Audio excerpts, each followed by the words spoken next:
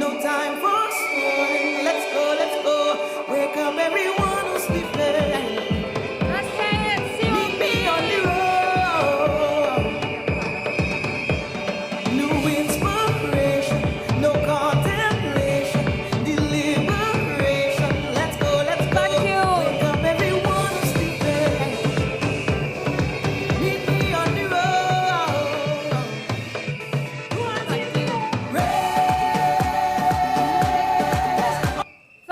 Thank you, ladies and gentlemen. Political leader of the Congress of the People, the Honorable Prakash Ramadar.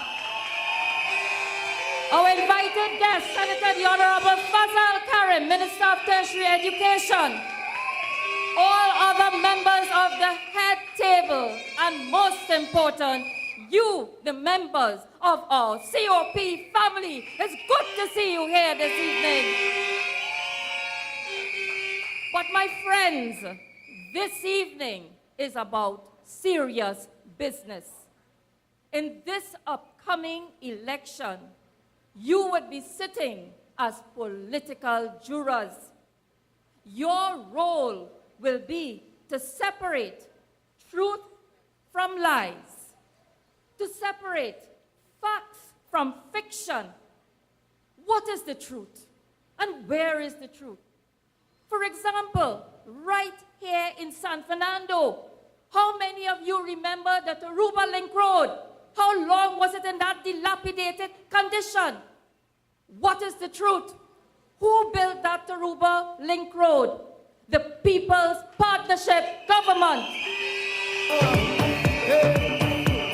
My motivation and The second truth, for those of you here in San Fernando, do you remember the Vista Bella Road?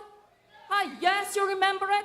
For how many years you drove on this rubble and this sinking road, and every year the PNM government will patch and patch and patch. Who built and who fixed the Vista Bella Road? The People's Partnership Government, and that is the truth. So those are the facts, my friends, and these are what we have to treat with. And let me tell you, today you could drive on that road and you don't see any sinks and humps and any patching of the road. And that is why the truth is that in this upcoming election, the People's Partnership Government will win the 2015 election.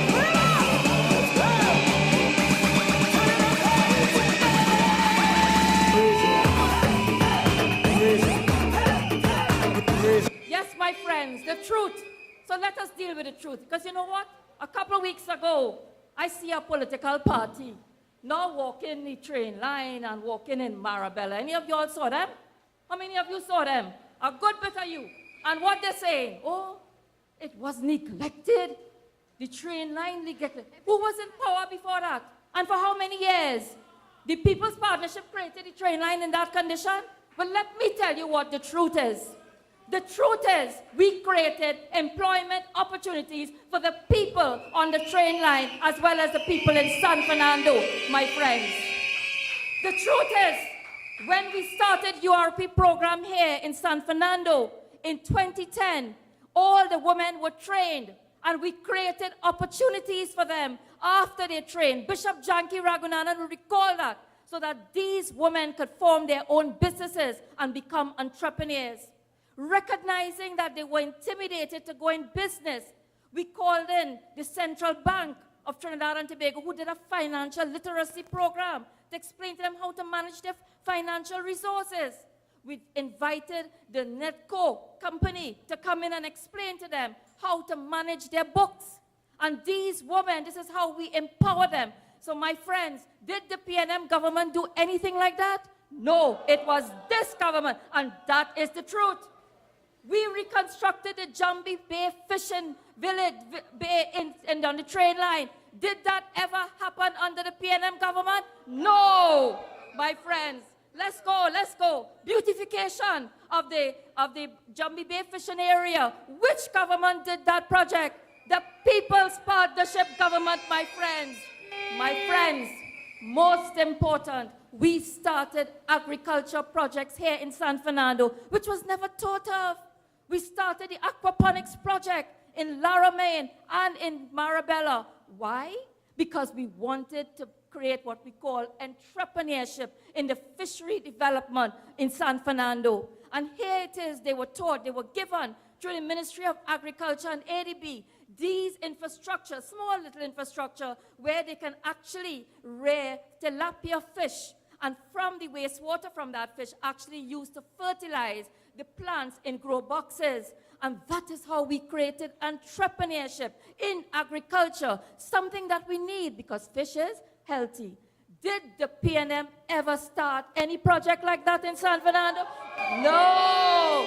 Thank you, my friends. My friends, you would recall when we started right here in 2010. My promise to you is that we would have started work on the waterfront development project. But believing in the principle in our manifesto that we will consult with you, you came forward and you participated and you helped us develop a waterfront development plan for the San Fernando Wharf. Do you recall that? Yes, you recall that. Let me tell you something. That waterfront development project is ready to move and start. Did that happen under the PNM? Thank you, my friends. So the truth is, the only government that took an interest in developing economic activity in the constituency of San Fernando West is the People's Partnership Government. No contemplation, deliberation. Let's go, wake up everyone who's sleeping. That waterfront project, my friends, will bring health tourism opportunities, ecotourism opportunities, economic activity, opportunities for the business people, for entrepreneurs, for the craftsmen and women, for the maxi taxis, for the driving community. You will have recreation, leisure, fishing, and the works, my friends, culture, because San Fernando is truly the cultural capital of Trinidad and Tobago with the many different cultural centers right here, my friends.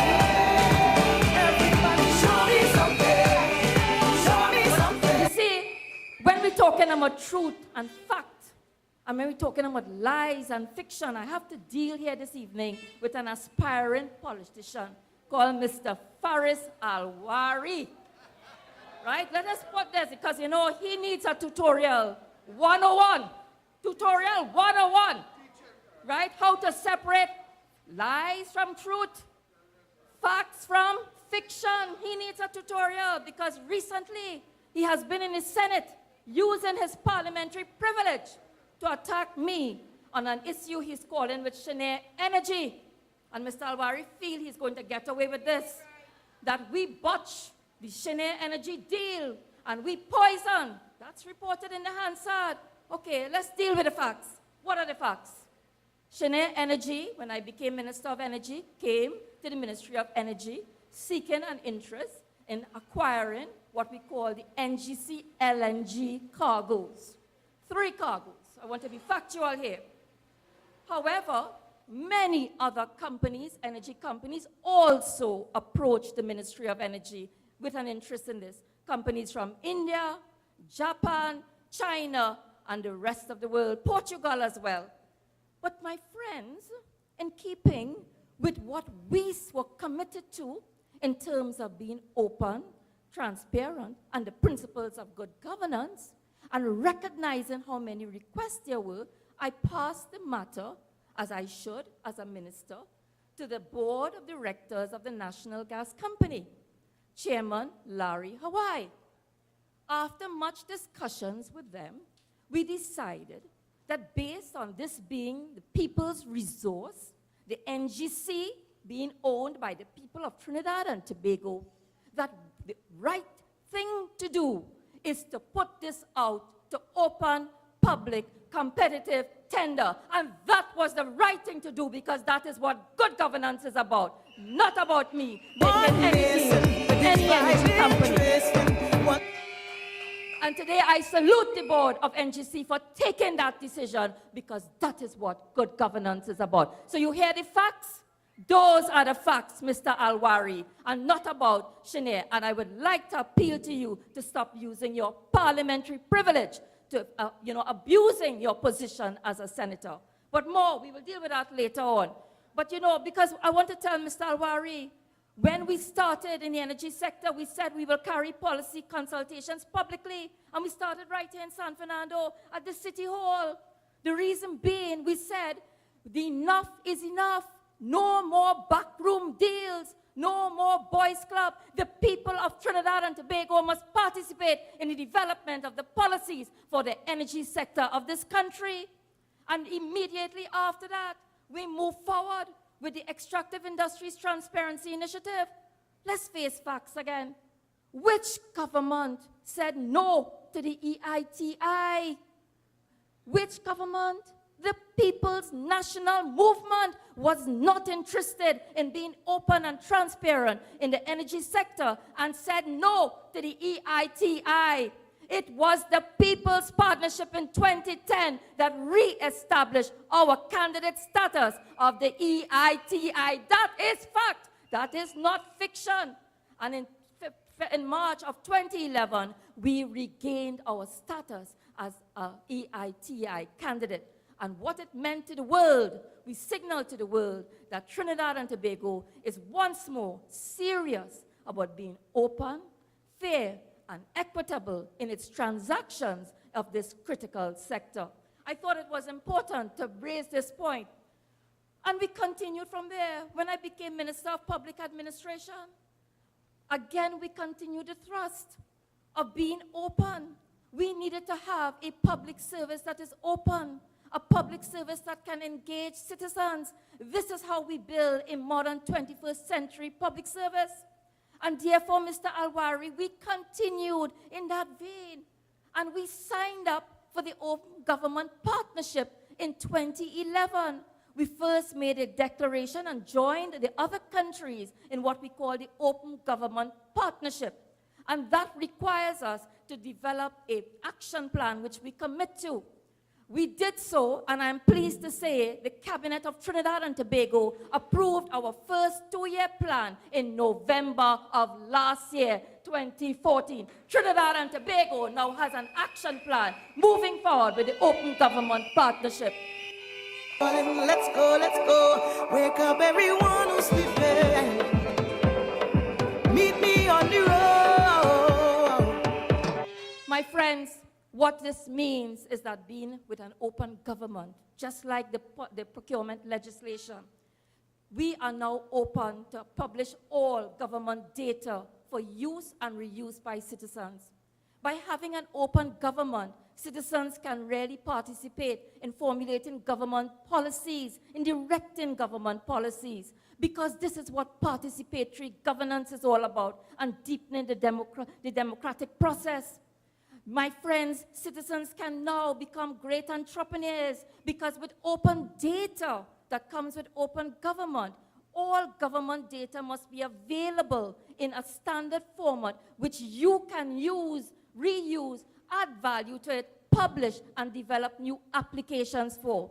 As a result of that, there will be new opportunities for entrepreneurship. And in fact, Honorable Fazal Karim will be partnering with us as we try to open what is called our Diamond Buzz project to allow members of the public, young, intelligent, bright young people who are very much and very techy and want to develop apps can come forward and participate in this process. That is how this government is creating new jobs for a new economy of Trinidad and Tobago, and that is how we will diversify the economy of Trinidad and Tobago. Let's go, wake up everyone who's sleeping. Meet me on the road. This is how, as citizens, you will be empowered. As citizens, I ask you to come forward and participate in this process. Be part of the modernization of the public service of Trinidad and Tobago. Be part of making new policies for governance in this country. And that is what this People's Partnership Government is about. And that is why the People's Partnership Government will win the next general election.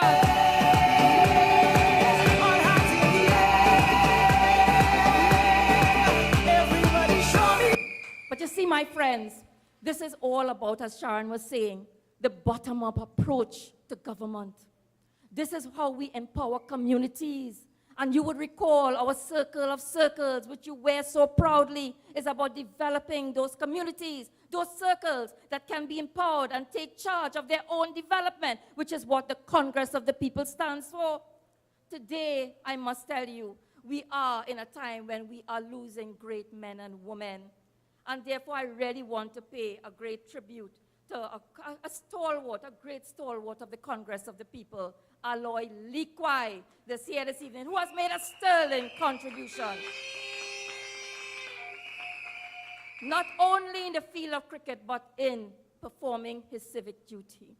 I don't know how many of you recall that in the 80s, it was mentioned in his eulogy, he actually went forward to form what was called BAT right here in San Fernando to ensure that there was opposition to the PNM. And that is what great men are made for. They're prepared to be patriotic and serve their civic duty. You know, he was always adamant that COP stand out as a party that stands firm on its principles and values. The People's Charter, which today has found itself in a new code of political conduct. Mr. Likwai has passed on, and we must ensure that his legacy remains alive with us by continuing to adhere to good governance and accountability. I say this because Mr. Likwai was one of my great mentors when I came into this politics in 2007. And it's because of him and others like him that I run my office and I operate in politics the way I do. And today, even my office here in San Fernando West, I want to tell you, I run my office in accordance with those standards, principles, and values of this party. You can tell every constituent, when they come to my office, is treated fairly. Every creed and race has an equal place in my office here in the constituency of San Fernando West.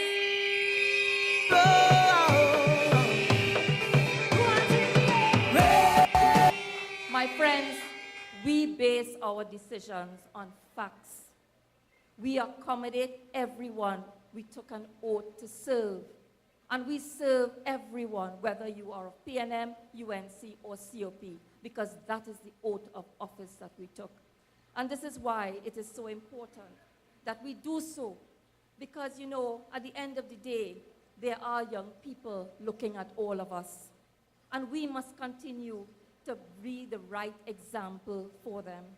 We must continue to be the role models for them.